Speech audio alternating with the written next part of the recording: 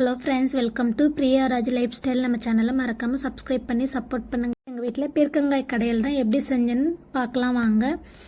இதுக்கு வந்து நான் 1/2 கிலோ பீர்க்கங்காய் எடுத்துக்கிறேன். எடுத்துகிட்டு மேலே இருக்கிற தோல் எல்லாமே பீலர் வச்சு ரிமூவ் பண்ணிவிட்டு நல்லா வாஷ் பண்ணி எடுத்துக்கிறேன்.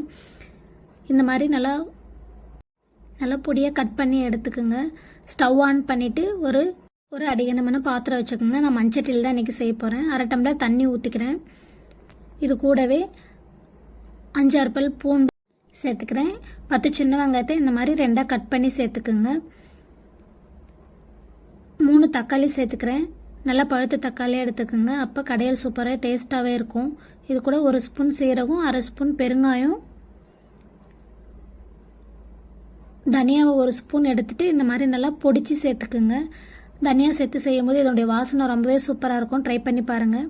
வீட்டில் அரைச்ச குழம்பு மிளகாய்த்தூள் 2 ஸ்பூன் சேர்த்துக்கிறேன். இந்த மிளகாய்த்தூள் எப்படி அரைக்கணுன்ட்டு நம்ம சேனலில் இருக்குது. நான் டிஸ்கிரிப்ஷன்லேயும் கொடுக்குறேன், செக் பண்ணி பாருங்கள். இது கூடவே நாம் பொடியாக கட் பண்ண பீர்க்கங்காயும் சேர்த்துக்கலாம்.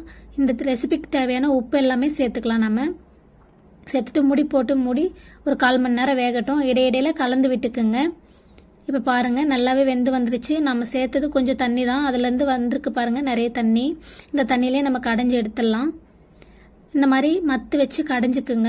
கல்ச்சட்டிலையும் மாற்றி கடைஞ்சிக்கலாம். உங்களால் இதில் கடைய முடியலன்னா இந்த மாதிரி நல்லா கடைஞ்சி விட்டுக்கலாம். ரொம்ப மசியணும் அவசியம் இல்லை. கொஞ்சம் மசியாமல் இருந்தால் தான் நல்லாயிருக்கும் கடையில். இது கூட 2 ஸ்பூன் புளி தண்ணி ஊற்றி 2 நிமிஷம் நல்லா கொதிக்கட்டும். புளியோட பச்சை வாசனை எல்லாமே போகட்டும். நல்லா கலந்து விட்டுங்க. புளி தண்ணி மிக்ஸ் ஆகிற மாதிரி. அதுக்குள்ளே நம்ம இதை தாளிச்சிக்கலாம். 2 ஸ்பூன் எண்ணெய் ஊற்றிட்டு இது கூட கடுகு 1 ஸ்பூன் சேர்த்துக்கிறேன். 1 ஸ்பூன் சீரகம் சேர்த்துக்கிறேன். இது கூடவே 5-6 சின்ன வெங்காயத்தை இந்த மாதிரி கட் பண்ணி சேர்த்துக்கிறேன்.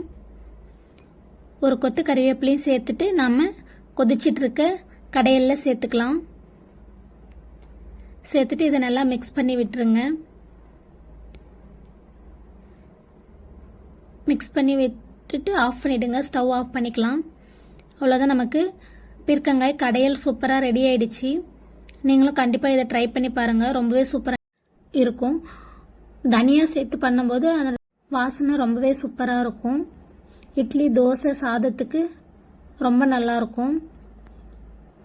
நீங்களும் கண்டிப்பாக ட்ரை பண்ணி பார்த்துட்டு எப்படி இருந்துச்சுன்னு கமெண்ட்டில் சொல்லுங்கள். இந்த மாதிரி வெயில் டைமில் இந்த பீர்க்கங்காயெல்லாம் நமக்கு நல்லா குளிர்ச்சி தரும் உடம்புக்கு. கண்டிப்பாக வாரத்தில் 1 முறை 2 முறை சேர்த்துக்குங்க. சீசனில் இப்போ கிடைக்கிறப்பவே யூஸ் பண்ணிக்கணும். ட்ரை பண்ணி பார்த்து என்ஜாய் பண்ணுங்கள். தேங்க்யூ.